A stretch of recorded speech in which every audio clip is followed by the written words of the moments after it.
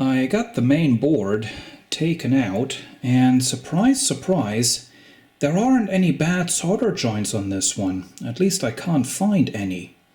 Now, Sony wasn't very generous with the solder, so there are quite a few places where problems can certainly occur in the future. For example, again, the driver stage ICs, which are right there. Not a lot of solder on there, as you can see. And since these driver ICs do run quite hot, just a thermal stress over time can crack these solder joints. So I'm going to touch up those as well as a couple of others across this board. Here is the main board with most of the solder joints redone. Very annoyingly, to separate this from the amplifier, you have to unsolder these connectors. These are not socketed for whatever reason. Also very annoying, I accidentally bent the heatsink with the transistors on it, so now the copper connector things don't have proper thermal contact to the sensor transistors anymore.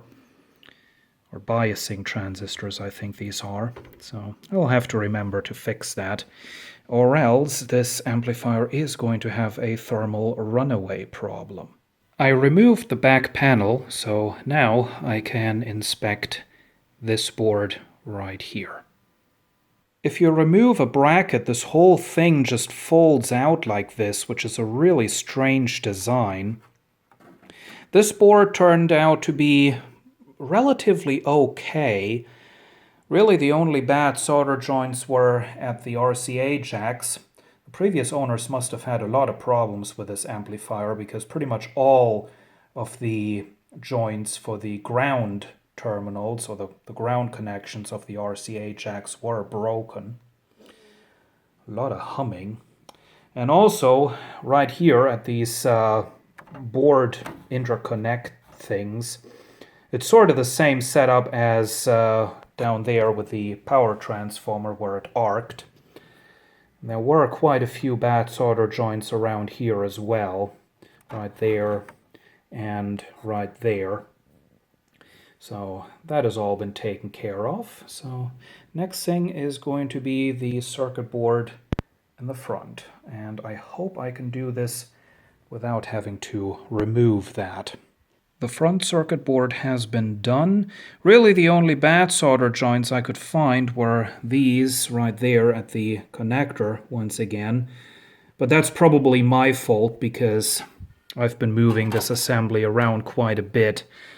And in fact, all of these solder joints were bad. They were all cracked, so I'm pretty sure that's my fault. Thankfully, Sony had the idea for this very convenient sandwich design of the faceplate.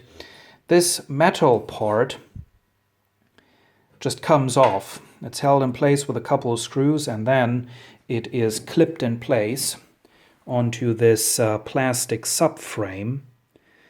So I can now very easily clean this off, and as you can see, it does need it quite badly.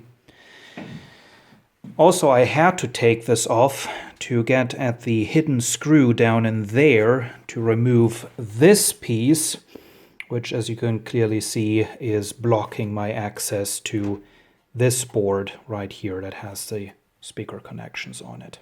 And of course, because it was so much work to free up this circuit board, there weren't any bad solder joints on this one. I still resoldered a bunch just to make this worthwhile, including the speaker connections. And last but not least, here comes the transformer and power switch assembly. Let's take care of the initial problem. The power switch board has been done. The solder joints down here did look kind of suspicious. And as you can see right there where the burned hole is, a new piece of wire has been installed that goes through. And as you can see, there is now quite a length of wire that I can work with. The mains input section is now done. As you can see, I use the new additional wire to connect straight to the transformer. It's wrapped around this post right here and soldered in place. So I don't need this burned solder pad anymore. The back of the amplifier has been cleaned up and reassembled. Here is how I fixed the messed up thermal contact between the biasing transistors and the heatsink. I bent the heatsink back into the opposite direction from in which I bent it accidentally. So as you can see, that's now leaning like this. I replaced the heatsink grease on the biasing transistors because that was really old and dry. And then I just bend these copper pieces down. So if I now screw the main board and heatsink back into the amplifier, the screws, of course, are going to force the heatsink to stand up straight again.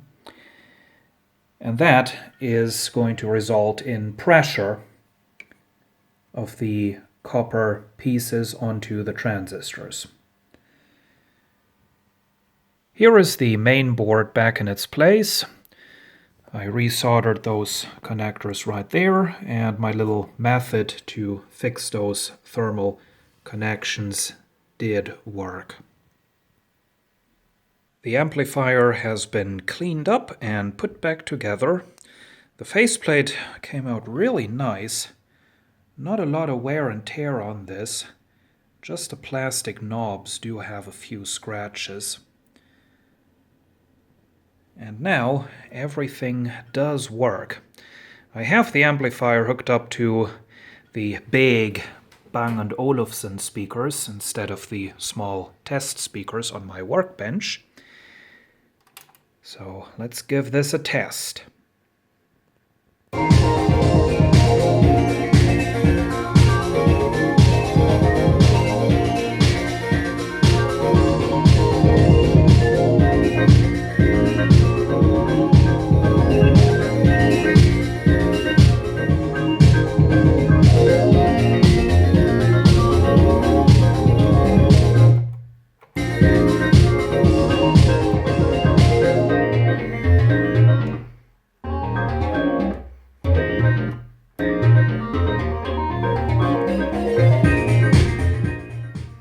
No bad contacts, that's quite remarkable.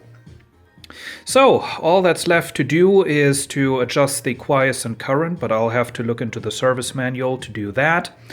And then it's done. Well, actually, I still need to put the screws into the top cover, and I have actually found 5 screws that are really close to what this amplifier would have had originally.